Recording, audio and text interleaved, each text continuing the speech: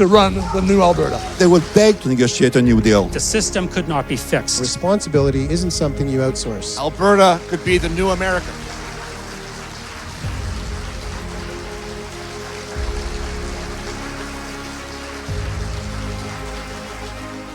Our first speaker has his PhD in political science, is the author of Time to Leave and Canada Cannot Be Fixed.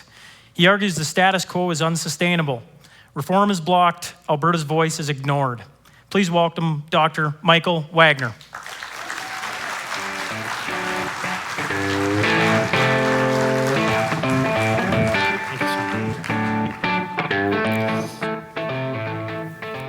Thank you, Sean, for that introduction. Tonight, I'm going to speak on the fact that Alberta must choose between the status quo and independence. Now, I think most Albertans currently feel that our province is not being fairly treated within Canada. I think that Darrell just mentioned that. Of course, we would prefer for Alberta to be fairly treated within Canada. Indeed, I think the old motto of the Reform Party, the West wants in, is still the true heart's cry of most Albertans. The West wants in. We want our voices heard in Ottawa. You could easily get a majority of Albertans to agree that if Canada could be reformed so that Alberta could fit properly within this country, that's what they would want. That's what people really want. Unfortunately, we cannot have what we want. The reform option for Canada is not available. For decades, Albertans and other Westerners have tried to get a better deal for the West, but to no avail. There wasn't anything wrong with their approach. They worked hard and did well. And I do think that the early period of the Reform Party is the truest expression of historic Western sentiment in terms of our relationship with Central Canada. The Reform Party effort was the right thing to do at the right time. The problem is that while the West wants in, the East does not want us in. That is the problem, the reality that we have to face. Therefore, in my view, Alberta only has two options: the status quo or independence. Now, to understand this point, it's important to look at Alberta's history over the last few decades. The Prairie provinces have had serious grievances with the federal government going back over a century, right from the very beginning of our existence here. So our place within Canada has had some significant difficulties over the years. However, those difficulties did not lead to a movement for independence until Prime Minister Pierre Trudeau came along. He wanted to fundamentally change this country by centralizing power more in the federal government and by moving the country in a more socialistic policy direction. He did many things to harm this country, in my view. One of the things he did was to unleash a political and economic attack on Alberta that was unprecedented in Canadian history. The federal government never attacked a province like it attacked Alberta in the 1970s, and this is important to remember. In 1973, Trudeau's government imposed a federal oil export tax to siphon revenues out of Alberta. At about the same time, a war in the Middle East caused the price of oil to skyrocket, and as a result, the export tax would cost Alberta billions of dollars of oil revenues that belonged here but went to the federal government. Those revenues were rightfully ours because natural resources belonged to the province. Premier Peter Lougheed called the export tax on oil, quote, probably the biggest ripoff of any province that's ever occurred in Confederation's history. Then throughout the 1970s, Lougheed fought to get Alberta a fair deal for its oil. But despite Lougheed's best efforts, things got much worse when Trudeau unleashed the National Energy Program, or the NEP, in October of 1980. The NEP devastated Alberta's economy, destroying businesses, destroying jobs, and devastating the lives of thousands of people. And you can still meet people today who can tell you how their dad lost their job or their family lost their home because of the deliberate policy of Pierre Trudeau in 1980 and the early 80s. Now, two of the Liberals' stated reasons for the National Energy Program were achieving greater energy self-sufficiency for Canada and Canadianizing the oil industry because they thought there was too much American ownership. But the publicly stated reasons offered by Trudeau and his cronies were largely a smokescreen, and we know that because several years later, Marc Lalonde, who had been energy minister at the time of the National Energy Program, he later admitted that those weren't the real reasons, the ones that they offered publicly. And he's quoted as saying this. This is what Marc Lalonde said, quote, "The major factor behind the NEP was not Canadianization or getting more from the industry or even self-sufficiency. The determinant factor was the fiscal imbalance between the provinces and the federal government. Our proposal was to increase Ottawa's share appreciably so that the share of the producing provinces would decline significantly and the industry's share would decline somewhat. That is the real purpose of the National Energy Program, was for the federal government to confiscate much of Alberta's oil wealth." Now let me repeat, this sort of attack by the federal government on one particular province is unprecedented in Canadian history. Now, the pent-up anger towards Trudeau's attacks on Alberta would subsequently contribute to the rise of the Reform Party of Canada, although the actual event that triggered the creation of the Reform Party of Canada was undertaken by Prime Minister Brian Mulroney. You might remember that in 1986, Brian Mulroney's government had recently purchased CF-18 fighter jets, and they needed to find a city or a company that could maintain those fighter jets. It was a very large government contract to maintain the CF-18 fighter jets. There were 2 cities in Canada with the facilities to maintain them, Winnipeg and Montreal. So the government held a competition to see which city should win the contract, and Winnipeg won that contract according to the government's criteria, and Mulroney awarded the contract to Montreal. This, of course, led to considerable uproar and anger in the West, and that outrage led to the creation of the Reform Party of Canada. With a CF-18 fighter jet contract being awarded to Montreal, Albertans realized that it didn't really matter which political party was in power in Ottawa. Unless the constitutional rules were changed, the West would continually be disadvantaged and ripped off. So the Reform Party of Canada began forming under the leadership of Preston Manning, and Manning wanted the new party to advocate for the West getting equal treatment within Canada rather than separating from Canada. The idea was to get the national institutions of Canada reformed so that the voice of the West could be heard within the national government in Ottawa, and our voices would not be ignored as they had been for so long. So the Reform Party of Canada, in 1993, in the federal election, they won 52 seats from the West. And then in the federal election in 1997, they won even more seats from the West. So we had our voice in Ottawa. We elected our MPs and sent them to Ottawa. But the reforms that we desired as Westerners did not materialize. Why not? Because the federal government does not care what reforms Alberta wants for this country.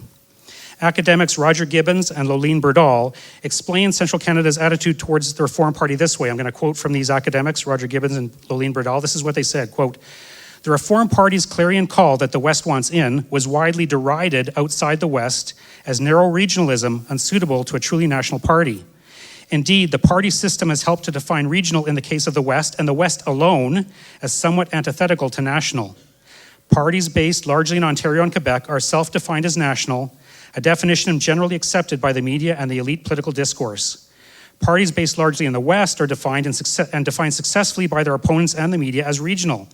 The West is the only Canadian region earmarked in this fashion, and the only region with interests assumed to be at odds with the national interest, whatever that might be. So this is why the Reform Party was unable to achieve its objectives, because the interests of the West are assumed to be at odds with the national interest."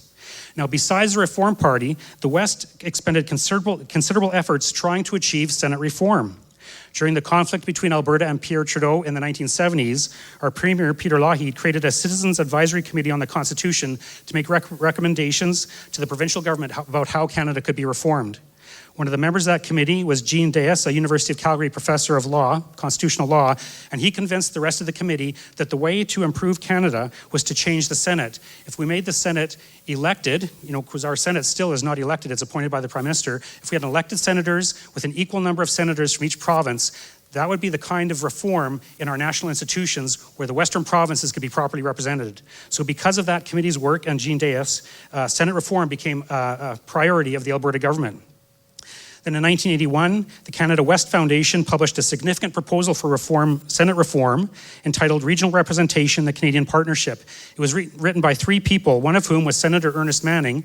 Ernest Manning had been Alberta's longest-serving premier and also a political scientist and another prominent person. So they wrote this very significant proposal for Senate reform. Their central argument was that Canada needed to reform its national institutions in order to provide a voice for the West within the national government. Otherwise, the West might separate from Canada. They proposed Senate reform as a way to get Western voices heard within Canada's national government.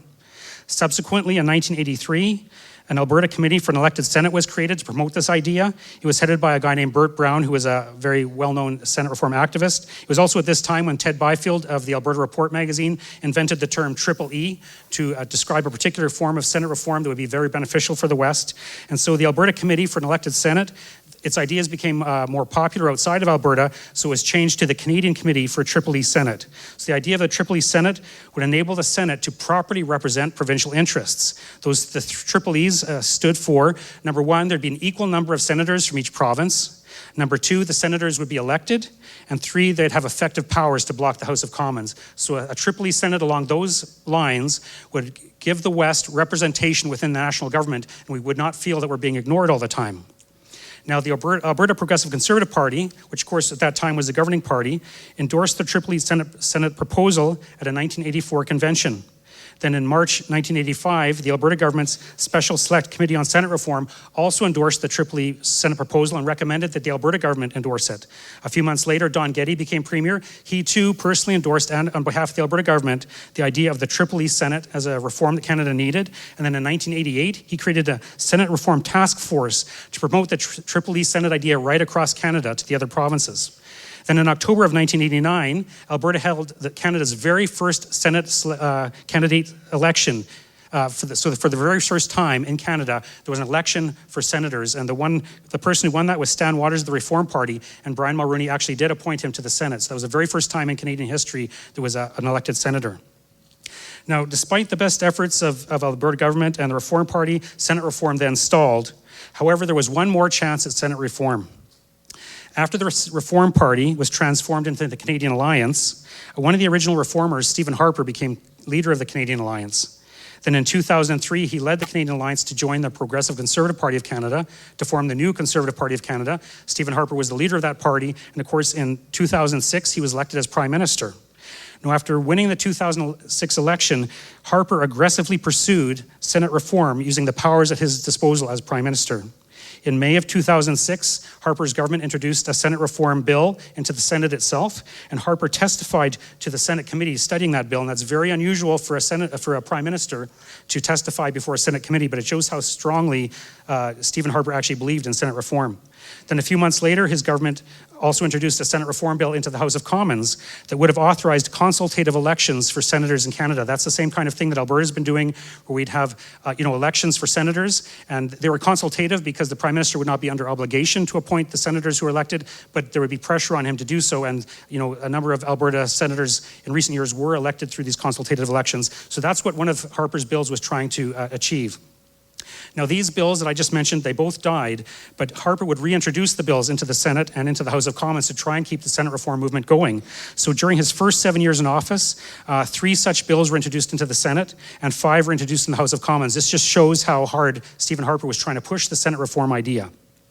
Then in 2007, he appointed Burt Brown to the Senate. Now, Burt Brown had been the head of the Canadian Committee for Triple-E Senate. It was well known. He had won 2 of the Senate consultative elections in 1998 and 2004. But by appointing Burt Brown to the Senate, it was showing, again, his commitment to Senate reform. Now, problems arose because in 2012, the Quebec government initiated a reference case challenging Stephen Harper's Senate reform bills. So the Quebec government did this reference case to the Quebec Court of Appeal to ask the Quebec Court of Appeal if what Stephen Harper was doing was constitutional. Now, to head off this reference case from Quebec, Stephen Harper himself then initiated a reference case to the Supreme Court of Canada so that he could be the one asking the questions of the court and perhaps get a better outcome. But as it turned out, in fact, the Supreme Court of Canada ruled that any kind of Senate reform, even the kind that Stephen Harper wanted, could only be achieved through a constitutional amendment. So by saying it could only be achieved through a constitutional amendment, that basically killed the Senate reform movement because basically it made it impossible. So here we see a man, Stephen Harper, dedicated to Senate reform, finding that once he became Prime Minister, his attempts at Senate reform were thwarted at every step of the way. Of course, the opposition party opposed his Senate reform ideas. The Senate itself opposed them. Many people within his own caucus opposed the Senate reform ideas. Many provincial premiers opposed it. And of course, the courts finally put an end to it. So here you have it. Stephen Harper, a man who was committed to constitutional reform to benefit the West, became Prime Minister, and over a period of years used every tool at his disposal to reform the Senate. But he could not prevail in the face of intense opposition from central Canada. If Stephen Harper could not reform the Senate, then it cannot be done. If the Prime Minister of the country cannot push through reforms to change the Senate for the benefit of Alberta and the West, it can't be done. And if Preston Manning and the Reform Party cannot get the West's voice heard within Ottawa, then it can't be done. Albertans must realize that we sent our best people to Ottawa to fix the system, but the system could not be fixed. Spending the next few years trying to reform Canada's constitution would end in frustration and failure, as it always has in the past. Now, we got to look back at this history I've just talked about very briefly, and we have to look back at this history and we need to ask, what more could we have done? What more could we have done? We spent decades trying to reform this country. We tried decades trying to reform the Senate and getting elected representatives who could change for us there. We've tried that. What else could we have done? The game is over. It's time for Alberta to secede from Canada and become an independent country. With our own country, we will be able to elect leaders who will answer to us and do what's best for us, not what's best for Toronto, Ottawa, and Montreal. In this way, we will be able to achieve the greatest level of freedom and prosperity possible for our families and for our descendants. We need independence, not the status quo. Thank you.